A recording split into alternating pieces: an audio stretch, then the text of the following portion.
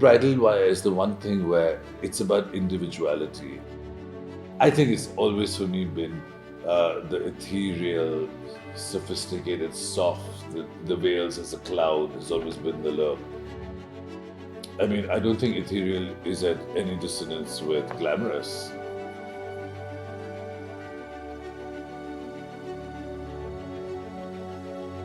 Pandemic gave us something that I think we had all lost. And certainly I can speak for myself. It gave me time.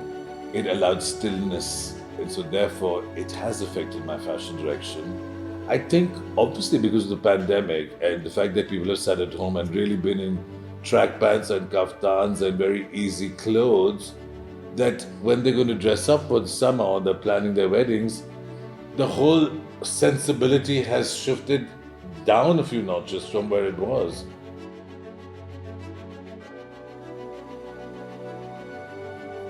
I think the inspiration has been refinement and refining further what we do. Freshness was a big inspiration. We also worked with a lot of new techniques.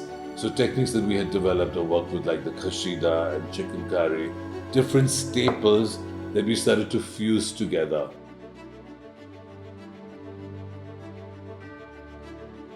The R&D that went into this collection was a lot more, and then it was fused with traditional Indian textiles. It's a much more bridal collection. I mean, series and series of reds, pinks, and of course my all-time favorite beige and gold lehengas.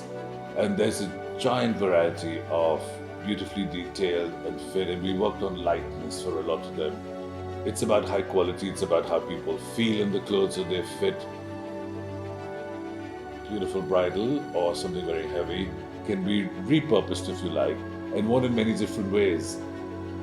Basically, we're pushing or encouraging people to be conscious of their decisions, shop, to buy better quality, to buy things that you love, because you use it and reuse it and use it in many different ways.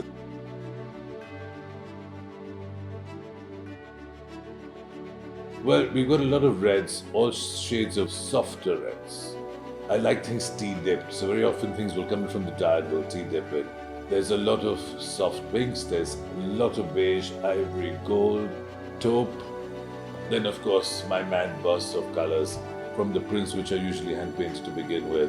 And we've even gone into some deep toffees with the dull gold and the floral jersey print.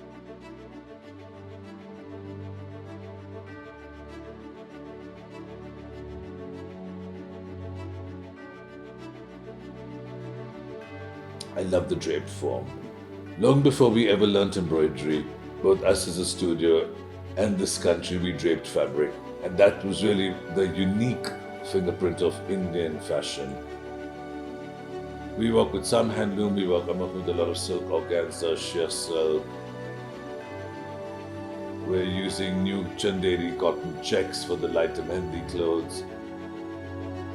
Chiffon, georgettes, I mean there's a wide range of fabrics that we use. There's a lot of the use of chicken curry, fine thread work. We do Zardozi in our units.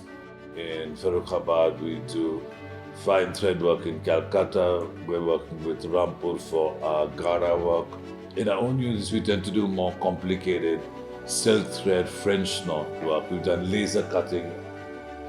Very often there's 2 or 3 techniques in one particular piece.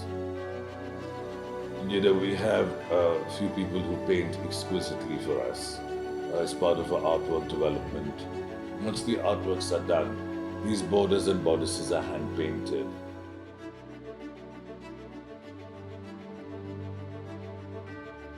And then they're printed and then superimposed with chicken curry as the body of the garment. Or in one case, Ari. Very soft colors. It's very feminine, it's very soft. It's very Indian, but it's timeless. I think that the pandemic, when it started, it took a lot of pressure off brides to be something they were not. They basically just wanted to be able to be fit properly. They wanted to be themselves. And really, as opposed to all the histrionics of before, everyone became calmer because they were grateful they could just go through with it and just wanted beautiful quality. Well, when things are being watched on a Zoom call or just a video. You have the ability to watch it in your own quiet without being subject to the sensory overload that you would normally have at a wedding. So I think it also absolves brides and grooms of the pressure to be so over the top that they can be spotted, in between 1,000 people at a typical wedding. Here the camera goes in, you have close-ups, there's a stillness. And so what might have worked there doesn't work here at all. I see that with so many modern brides. They want to leave their hair open. They want to look like themselves. They're both emancipated and they're very secure, educated, so they don't want to go into some costuming mode. They want to dress up, they want to have all the fun, but they also want to, be themselves. These were beautifully hand-painted borders done in soft Jamivar colors and very fine Meena work. So this is a combination of 2-3 inspirations, and these were then superimposed on chikankari jars. And the printed choli is fully embroidered in fine ari and kasam. Then you've got the dupatta.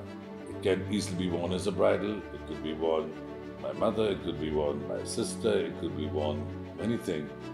It's sophisticated enough to carry you to many different places. And that's what I think timeless, beautiful fashion is about.